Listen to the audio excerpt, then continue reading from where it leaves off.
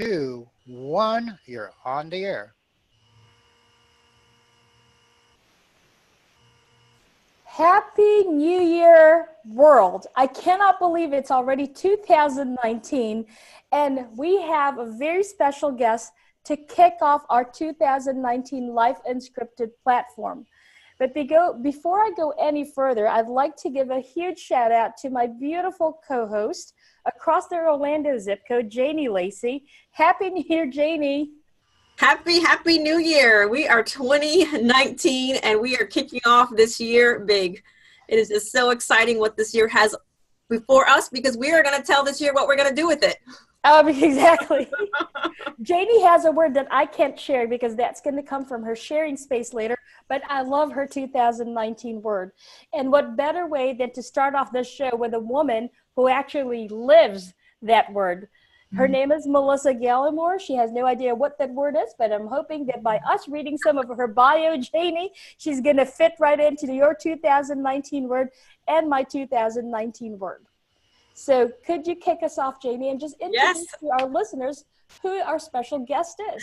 We do have a special guest today, and for our listeners and our viewers, we are so excited to start the top of the year with Melissa. Melissa has received numerous awards and accolades. She was the recipient of the 2017 Rising Star Award by NBC University. She appeared on the cover of Influential People magazine in November of 2017. And she is a 2017 Presidential Lifetime Achievement Award winner, which was presented by our former President, Barack Obama.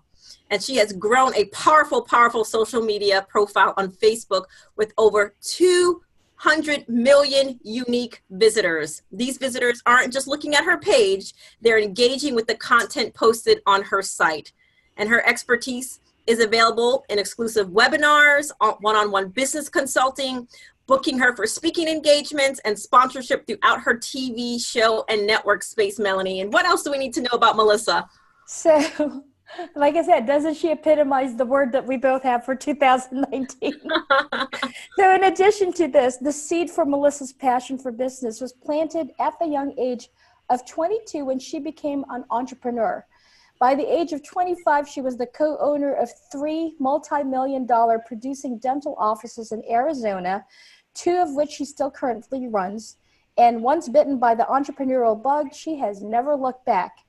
She has since then been appointed as creative content producer for E360 TV Network, and she's the founder and CEO of Globex Multimedia Group, LLC, Globex TV Network, and Modern Day Celebrity.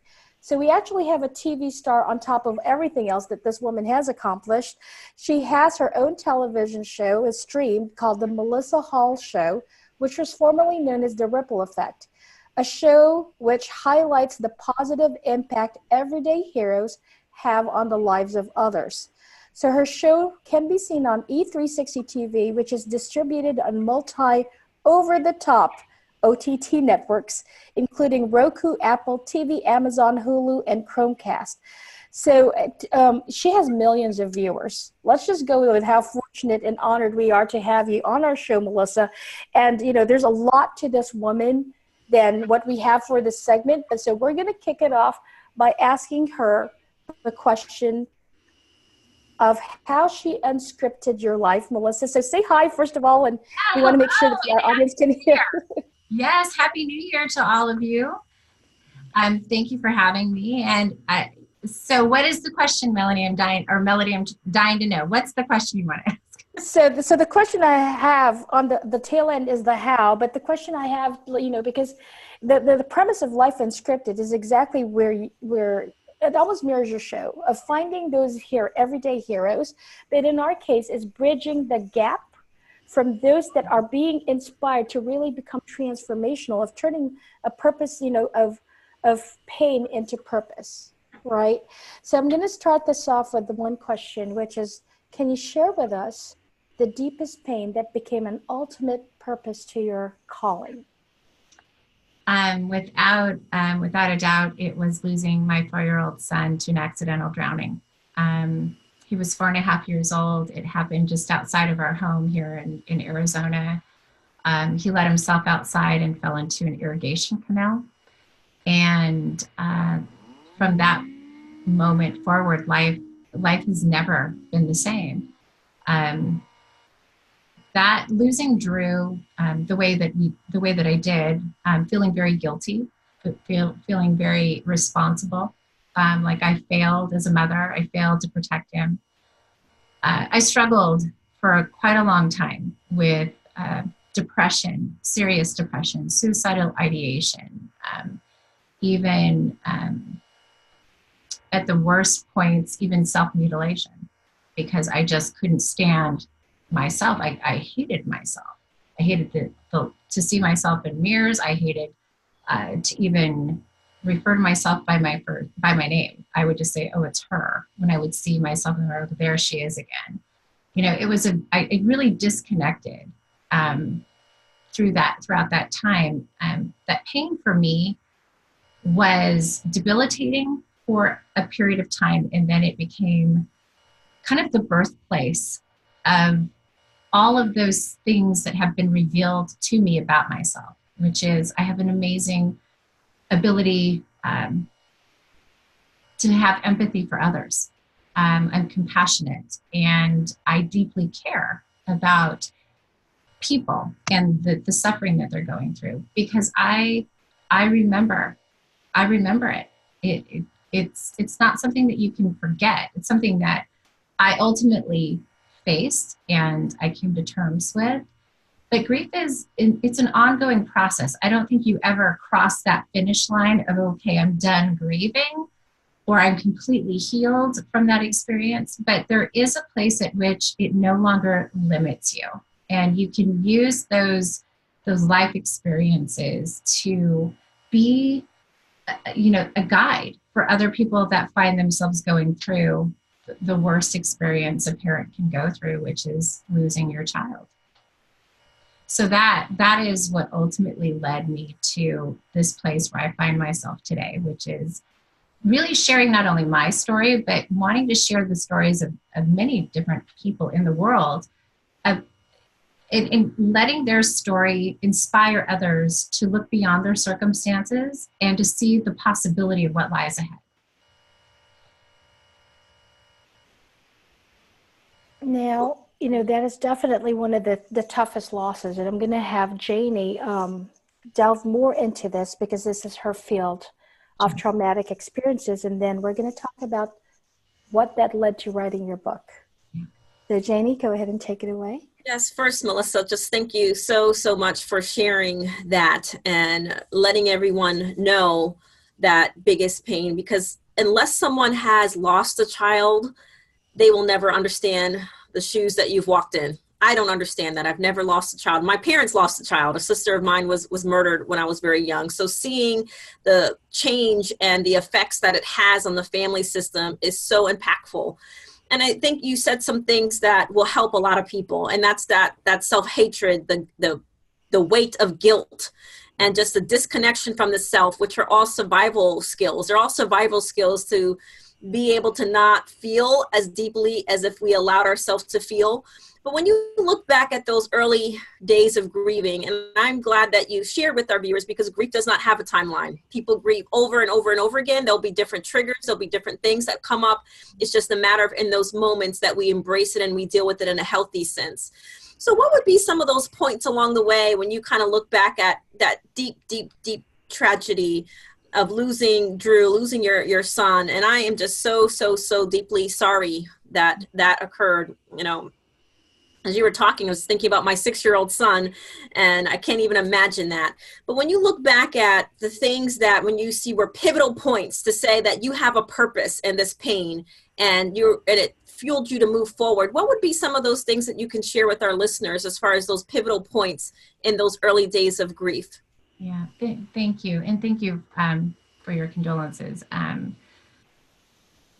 Some of those, as I kind of reflect back and I'm thinking, I think it began with realizing that I loved my son, Devin. I had two little boys at the time. My oldest is Drew, who passed away. But Devin really became kind of my reason for getting out of bed, even when I didn't want to, even when it was extremely hard. I get up, I would start that process of just kind of a routine and just getting into a routine where I was up, I was making breakfast, I was taking him to school, even though I didn't want to. And even though it felt so hard to do those very simple things, like to brush my hair or care about, making sure that he had, a lunch, just those simple things, but getting into the routine and the habit of doing things even when I didn't want to allowed me to begin to understand that I was going to have to face things that weren't going to be easy. I was going to have to come to terms with the fact that I fell asleep. And when I fell asleep, it didn't make me a bad mother. I wasn't some neglectful mom. I had been up with my younger son, Devin. I was, the entire night before, he had asthma. I was doing breathing treatments all night long. I was a human being that was exhausted. And I laid down next to Devin and I fell asleep for, I don't even know how many minutes, but it was in that brief period of time that this accident occurred.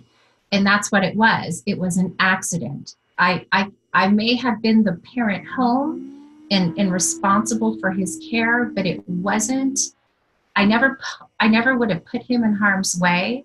I would have sacrificed my own life before I would have ever let anything happen to him.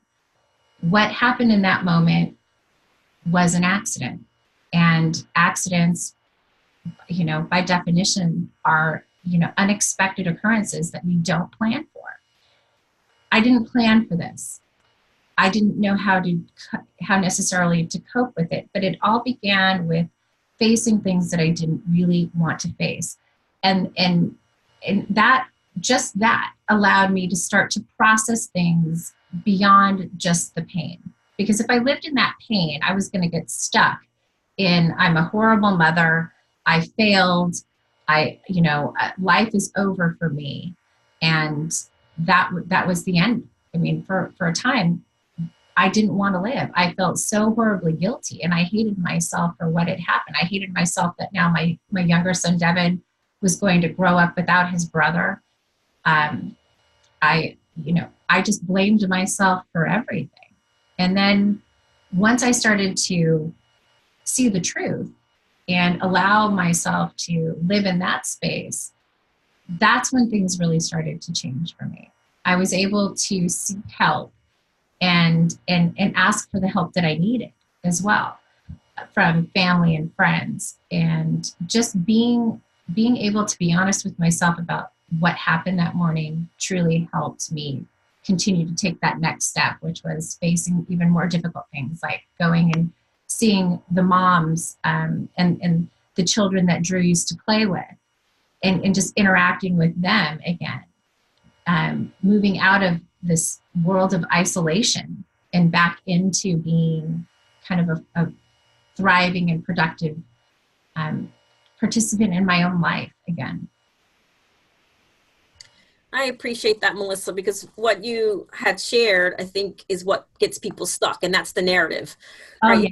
Narrative, this perception of I'm this bad mom, but the reality was it was an accident and you were an exhausted mom, and any of us could have been in that situation. So kind of separating yourself from that perception, self-perception, and getting in the reality of it and getting unstuck from that narrative then got you to taking one step in front of the other every day and doing what you needed to do.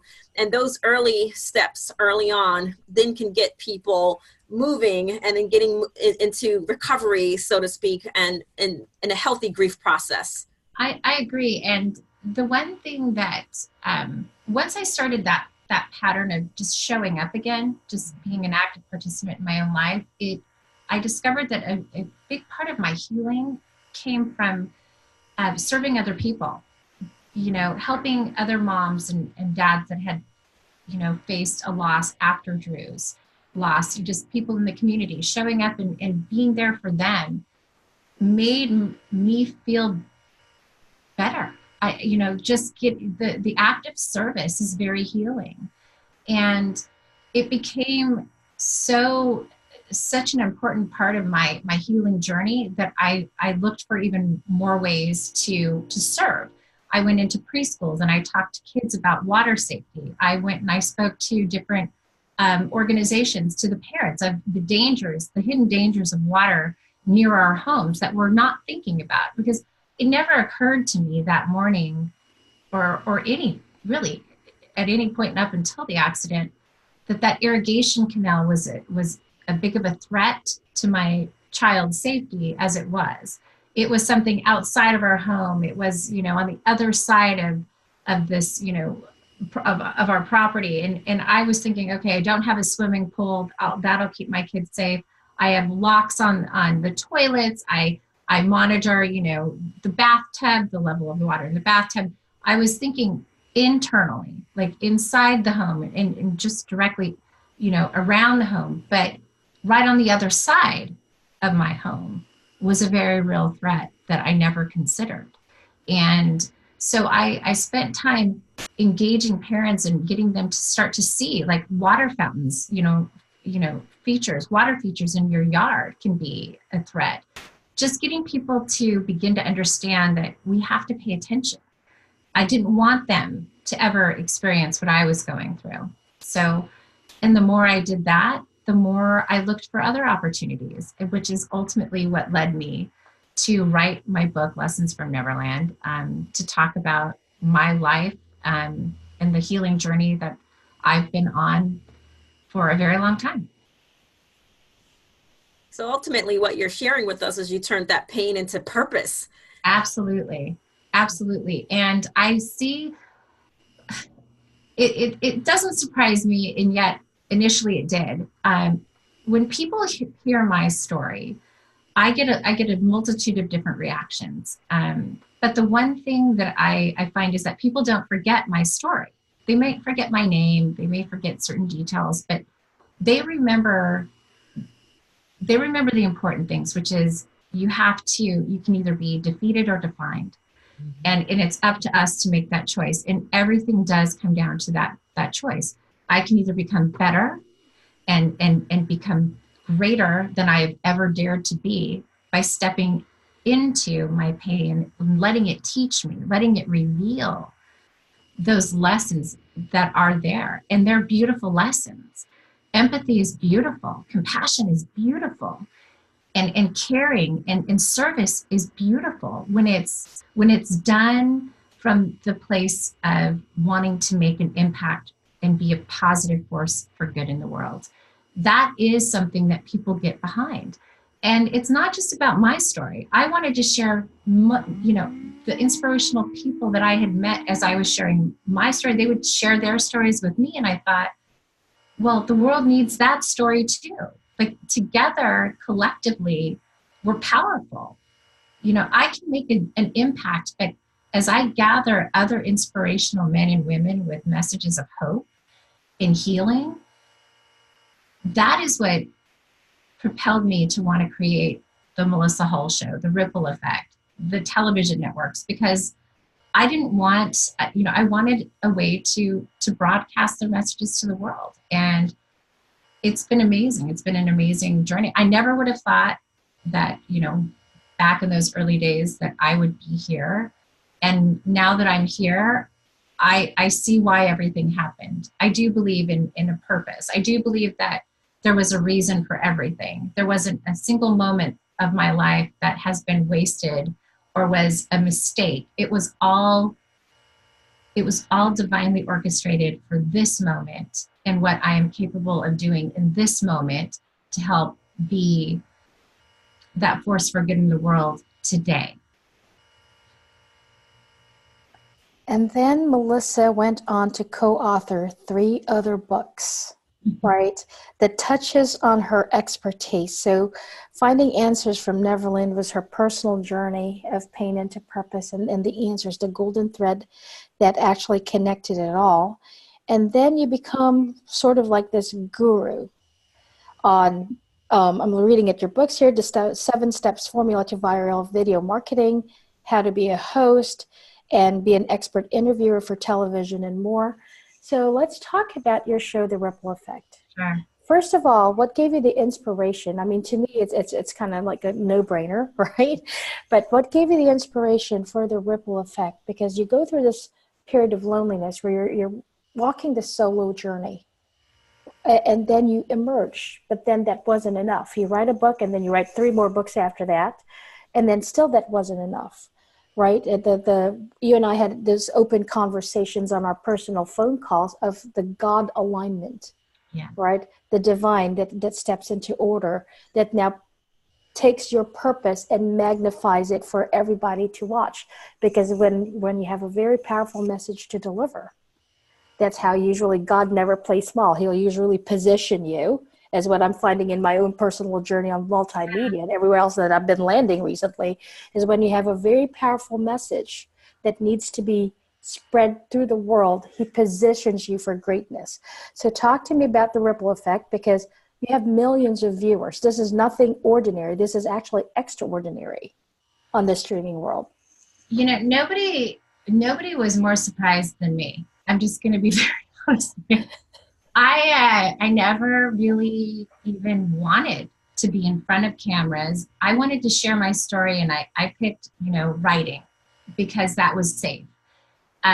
I don't necessarily like being in front of cameras and having people see me was hard. I really struggled with social anxiety, and I realized that even this was a moment where I could stand in front of the camera and be brave and face another one of my fears, which was, judgment, the judgment of others. It has not always been easy to get feedback from people when I share my story. There are some people that say, well, you should never have fallen asleep. They're out there, and I get it.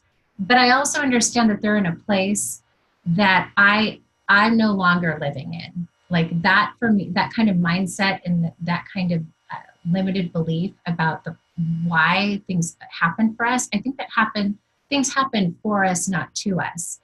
And just that alone is why I wanted to create the ripple effect, because there were so many people like myself that were just regular everyday people that were doing extraordinary things by overcoming the circumstances of their lives that were valuable for the masses that are out there kind of stuck dealing with things because they don't have an example of how to get beyond it. They need a mentor. They need somebody to show them it is possible. It is absolutely possible to be from a small little farm town in, Yuma, Arizona, and just be a regular woman, a stay-at-home mom who had a message that she wanted to share. And like I said in the beginning, all of this, like how it all came together was it happened quickly. It came effortlessly. And I do believe it was because this is what I've been leading up to my entire life. I think my entire life has led to this moment. Life has been a definite journey, and losing Drew has been the hardest thing, but there have been other hard things. And I knew that when I meet people, I can talk to them about a whole multitude of different types of setbacks or traumas or tragedies. It's not limited to just losing my son. And that makes me incredibly helpful to people. And that's why the other books came. And that's why I continue to write and to share my knowledge, share my insight, share my wisdom, because there are people that need my voice. And I believe that everyone has a voice that someone else is waiting to hear. And we just need to be brave and have platforms that will carry those messages out into the world so that I can connect the influencer to the person who's waiting for their particular message. That's going to lead me to ask you this question, Melissa. I think what you said is just so valuable and is filled with so many golden nuggets. You know, when we turn our pain into purpose, you know, it's not by accident that I own a full service counseling center and have therapists here that we help families. So, you know, we understand our story and we receive the blessing of our story, then we can be a blessing to others. And when I look at my own journey and all the different people that I've encountered, and I would love to hear your take on this to help our viewers, is along the way, I've met so many people that will counsel or coach from their pain points when they have not yet healed yet. Mm-hmm. So it's pain to pain versus I turned that pain to purpose and now I'm purposeful to helping other people. And one of the things that I'm a big believer in, and I heard you allude to this, is just mentorship and understanding the power of letting people breathe life and to breathe all the things and be open to it. Because, you know, in psychology, we call it Jahara's window. There are things that you can see about me that I can't see. There are things that I can't see that you can't see. But when we allow people in that safe place to help mentor us and bring us to the next level, I found it so valuable. So could you share with us a little bit about how that's played a role in your life and some of your advice around that? I believe that vulnerability is strength. It is a gift if we can allow ourselves to just be authentic and be genuine and speak truth to another person. That's the beginning of mentorship, just an honest dialogue between two people that care. I do think that it is something that when you decide to serve another person, you need to be honest about where you are in your journey. And I think that for me, it's only been in the last, 4 years that I have felt like the trajectory of my life now warrants me sharing those insights and that wisdom, because I'm no longer living in my story. I'm celebrating my story. I'm living from a place of empowerment, and I see it all. I own it all.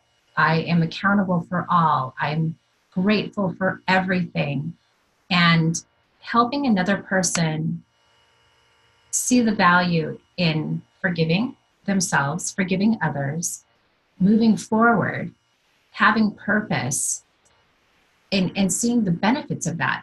That's really when you can make a difference. Because pain to pain, like you were talking about, it's the outcome is you're not getting anywhere. If you're not getting unstuck, if you're not seeing, if your thought process is still the same, then I would say that the person mentoring you is maybe not the right fit. Maybe you need somebody to pose questions, ask you to reframe, what you think or what you've thought previously about circumstances or relationships, and to see the growth, to see the, those insights where you can now look at another person and say, I see your humanness. And although it might have been hard and hurtful to me, I forgive you and I love you. And as I ask for you to see my humanness and for you to love me and to value me despite of whatever I may have done in the past or struggle with in my present. We need people to help us change our mindsets so that we can change our circumstances and ultimately the quality of our life. Melissa, I wish we could just continue for the next following months on just the amount of wisdom. It'll be the Melissa Hall Show on TV of Life Unscripted. But because you're packing us with so many wisdoms, right? Mm-hmm. From your journey to your purpose, to your pain, to the importance of mentorship. And I'm pretty sure that our listeners will have 10 million questions that they're jotting down. And that's why we're going to drop some links on how to get a hold of you directly. So the question I have for you is this. Value-added questions to our listeners is wanting to break, we're going to switch on the technical term here. How do they attain TV success? I mean, you saw YouTube. In fact, the other day I came across the article of the youngest, once again, his name is Ryan's Toy Review. I don't know if you've heard about this little boy who's 8 years old, Janie, who made $22 million this year on YouTube and has 18 million subscribed viewers to his YouTube channel. at 8, and all he did was I think it was at 3 when he started critiquing toys that his parents gave him. And then the branding came and the curiosity, now all these children, and now this young kid who hasn't even finished elementary is making $22 million a year, right? There's so much power to the simplicity of message. So if you could let our viewers know, how do you then attain, in your case, ripple effect, millions of viewers? You become this very powerful woman. And by the way, Janie, I want to add that not only did she receive the 2016 Presidential Lifetime Awards from former President Barack Obama, she's also received it this year, 2018, from current President Trump. So congratulations on that, because you're carrying just this momentum of wave. So number one, first question is, how do you get to the TV success of sustaining viewers? Mm-hmm. Because there's so like millions of shows out there that are competing, and we see, ratings, you have shows on mainstream TV being canceled after so many seasons, but you in your specific, the Ripple Effect or the Melissa Hall show, how are you carrying that momentum and retaining that much viewing? I know my audience. I know my lane. I know that I speak to people who are looking to be inspired, to have hope infused back into their lives. And so I talk to people that have stories and messages that the world should hear. And then I teach those people how to be relevant to their audience, which is really all about authenticity. But being authentic isn't enough. You need to understand the aspirations of the people that turn to you for your advice and your guidance, so that you're helping them move from where they are to where they want to be, which can be similar to where you are, but maybe they have a slightly different, trajectory. Maybe they'll surpass what I've done, and I hope that they do. But that's who I help and why I help, and why I think my content is revisited and my messages are constantly engaged, is I'm sharing my story authentically. I'm being honest. I'm talking about the deep hurt. I'm talking about my marriage suffered, and just being genuine about what it looks like. It's hard. And then I tell the truth. I say, this is what worked for me. This is what I did that was the beginning of this change and this conversation with this person that I was struggling with at the time. I just break it down, and then I give them the daily actionable steps that I took, which were hard at first, but then became the absolute pathway for me to rebuild my life. And I make it so that it's ordered. It has a flow, but it has an outcome. There's a result that I'm trying to help them achieve. And that's why I believe that my content has been so successful. I talk to people about two very different things, about a healing journey and then a hopeful message. And they can seem very disjointed at times, but when you really go back to the origin of where I began, it makes perfect sense, because I did have to go through that healing journey in order to have anything of value to share. And that message is valuable. That's why my audience is thriving, because they're benefiting from what I've experienced. I'm not a licensed psychotherapist. I'm not, a social worker. I'm a woman who has a very specific set of life experiences that has found a way to go from suicidal ideation to creating programming that is making an impact in the world, working with today's influencers that want to do the same. I look for people that I'm aligned in the goal. I want to make a positive impact on this world. And it's not going to be just myself that will do this. I want to bring people with me. And I believe that that's another reason why the content in my books and my workshops are as successful as they are. Well, Melissa, I am a licensed psychotherapist, and there are some things that you said that doesn't take psychology to understand, and it's what I also feel like we're missing, right? We're such a scripted, we have such a scripted world. And you said some 3 key nuggets. That's being authentic. That's telling the truth and being honest, right? Because that authentic space, people can relate to that versus, you know, and social media is a great thing, but the other side of it is that people script their life and they project what they want you to see, right? And then even reality shows are not necessarily reality. So to be able to have that authentic space, I can completely understand why people would be attracted to you and to your content, because it's heartfelt, it's real, and we are all real people. So I appreciate you sharing that. Thank you so much. I really appreciate that. For me, that's the parameter by which I choose to move forward. If it feels fake, if it feels forced, then it's not right. And I believe in power, not force. I believe when something is powerful, there isn't a force in the world that can stop it. But when you're forcing something, the resistance is so great you get stuck. So when you have a powerful message and it comes from vulnerability, honesty, and authenticity, that really does, it connects us. People are looking for that genuine point of connection. And I'm finding that it can be a bit rare. There are a lot of personas out there and personalities that are out there, and they're doing great things. But at some point, people will tell, they just know if it's genuine or not. There's just something innately built within every single person on this planet. We know when somebody's being real with us and when they're not. Absolutely. And Melanie and I talk about this, and we talked about in our last podcast, just discernment and just people that are not walking in their authentic space will eventually be revealed, right? And those that are authentic will stay, because it's a sticking point.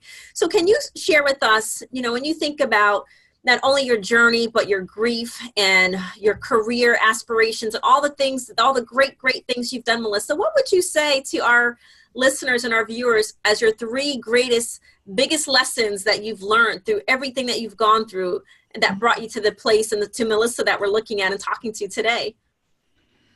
The power of forgiveness, self-forgiveness, learning to love yourself, really, you know, looking hard and deep at the person that you are and seeing how wonderful and absolutely glorious you are. Everybody has a purpose. Not everybody knows what it is at today, but when they do, it's just loving that journey, but then also moving forward with a true desire to make positive change. I think that kindness is one of the most underrated expressions of it, and it's really an expression of self-love.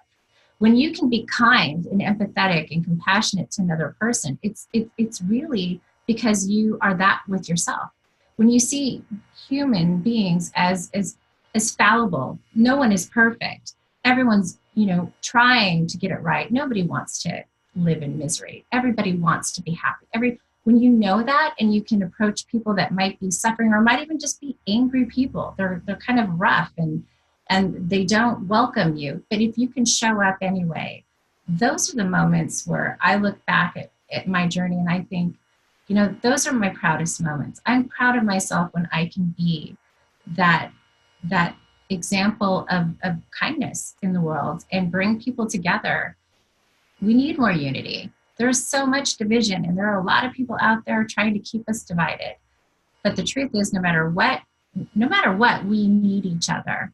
And when you can see your own self-worth and love who you are, it makes it absolutely possible for you to see the value in others and to love them, even if they aren't necessarily the easiest person to love. You can still love them because you get it. You see the bigger picture. You understand that they're still on a journey and they too will arrive. The timing is not for you to decide, but love them anyway. Show them love anyway, and be loving to yourself in the process. What a beautiful way. I mean, we asked for 3 lessons, but that in itself packed like about 20 of them. on the ability to forgive, of people trying to come, even between that golden gift. Janie and I actually on a couple of podcasts ago, I coined as the slinky friends, that no matter what life throws our way, or people that try to come against even our own sisterhood and friendship, and just like with you, where we're stretched, right? We're stretched like the slinky, but then it still comes back together, because when you have a powerful divine order, even in that, we pray for discernment, we pray for forgiveness, we pray for protection, and having an open dialogue on our differences and our strengths, right? We're like the slinky. We're two opposite ends, even in personality. She's the child that colored within the lines. I'm the one that created coloring books. It's been a standing joke between the two of us, right? But the friendship, and even, and the things that we handle works, because there is that love, because there is that authenticity, because there is that shared passion, and there is that forgiveness, for our own shortcomings, because we're not perfect. So as we come to a close of this Life Unscripted podcast, first of all, is a second invitation for you to return, Melissa, because this has just been so enjoyable. Is this, what's next for Melissa? What's next? What's next is getting back out there and creating the third season of the Melissa Hull Show, and beginning healing retreats. I really want to bring people together. I want to bring hope in a very intimate kind of setting, and also create that safe space for people to unload their heart and to open their heart. And I sometimes feel like we need to unpack before we can kind of discover what is still within us. And so retreats, the Healing Journey Retreat is definitely on my 2019. And I see it for men and women, for couples, and for families. So I have a lot that I want to do, and can't wait to get started. Well, we are here to support you in any given way, including lending hand to and adding value to your healing retreats. Absolutely. To make it holistic. But, the MGM, and then there's the JL that comes. There you go. I really would. I would love to sit and discuss that, because it's something that's been on my heart, and it's a vision that I've had for quite some time. And I know it will take a group of people to make that as impactful as I foresee it being. And I would absolutely love to work with you. Well, it would be an honor. I'm pretty sure it'll be an honor for Janie too, for us to be able to add value to the things that you're doing, because there is an alignment of the ripple effect and Life Unscripted. We have the basic foundation of turning pain into a powerful purpose. So we would love to thank you, for your time with us today in this new year of 2019 as we go and conquer. I do have one more question for you. Okay. What is your word for 2019? Honestly, it's kindness. Kindness. Kindness. Yeah. I want to leave kindness behind wherever I go. I want people to feel like they were in the presence of somebody that cared. And I truly do. And if I can accomplish that, then I will feel like a success. Absolutely. Kindness. I love it. That sounds like it should be bottled with glitter, and we'll just sprinkle it as we come across people. That idea. We're spreading kindness. So as we come to this close, Janie, do you have anything else for our special guest here? Well, we have just been such delighted and so blessed with your presence and you sharing your story and your nuggets, that I am just praying just more blessings, and that more people are impacted because they have come in contact with you, Melissa. And we are just so happy to have come in alignment with you and support your journey. And I'm just rooting you for 2019 to walk in that kindness and show people that they can still be powerful, but yet kind. Yes. Yes. Well, thank you both. Is it okay if I ask you a question before we leave? Because I'm sure. What are your words? Oh, I like this twist. 2019. You've been dangling them out there, and now I have a curious mind. Or is it still a secret? Do I have to tune in to find out? For which one? For both of you. You both said that you had a word for 2019. I'm just very curious. Absolutely. So Melissa, every year I kind of look at the year in review and look at the lessons I learned, and then I kind of recap them in video snippets along the way. And one of the things I learned as a business owner, I'm a licensed psychotherapist, but I own a business, payroll, the whole thing, is that sometimes I could let other people eat before I eat. So my word for 2019 is savage. is that I have to eat first in order to be able to bless other people to share that meal with me. I love that. That is so, it's very true. I mean, as a business owner, yes. Well, yes, I'm excited to see what your savage looks like in 2020. Yes, and I'm not watching. Yes, and Melissa, in all fairness, I did not come up with that on my own. I have mentorship. I believe in mentorship. So my mentor told me, Janie, in 2019, you need to be a savage. I like that. That's a good word. And it stuck with me. So there you go. 2019, a savage. I'm going to eat first. Sorry. Don't let that very hard exterior of a word fool you. Janie actually shares the plate with the people that she aligns with. So my word, learning lessons. Again, 2018 has been a tremendous, beautiful journey for me. And I'm just so grateful that Janie's one of my best friends, that she was there to witness all this crazy transformation, because transformation was actually my word for 2018. And I didn't realize how much transformation was going to take place. But boy, did God show me all these transformations that happened. So 2019 word is dominate. Right. Dominate for kingdom purpose, dominate in the gifts that I have been given. Not so much as to throw people out, but it's to truly dominate who I am authentically in the God-given purpose that lays before me. So Melissa and I had two conversations of a television show, because that was gifted to me in blessings in 2018. What does this look like in 2019 to now really dominate the scripting of life and scripture to the world, or the NGM show that you and I were talking about, or even with that third person that I will share with you there shortly. Dominate, and even in the speaking stages of continuing to polarize messages to audience on a global space. So that's my word, as mentors and coaches are lining up, and authentic friendships, right? Because Trent Shelton says this, sometimes the answer to your life is not so much to add, but to subtract. Is to really get those quality, right? Just quality, just like what we have in this Life Unscripted space right now, having true heart-to-heart connections between the three of us. Love the words. I'm excited to see what 2019 brings for all of us. Right. If people didn't know us, Melissa, they would say dominate and savage. And then kindness. That's why we balance each other. Yes, but with kindness, it works, right? Savage, dominate, kindness. She's the three personalities right now is this. Yeah, I get it.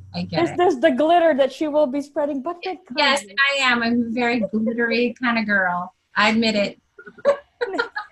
But that's okay. I'm a glittery girl too. That's why I came up with it. I'm just kidding. I love it. But we thank you so much for this time, and we will drop all your social media links when we post this. We are on iHeart, Spotify, iTunes, and Spreaker, so don't forget to rate and subscribe, especially in this very beautiful Power Hour with none other than Miss Melissa Gallimore. Thank you so much, and we will catch you on the next show. This is Melody Garcia. And this is Janie Lacey. Happy New Year. Happy New Year.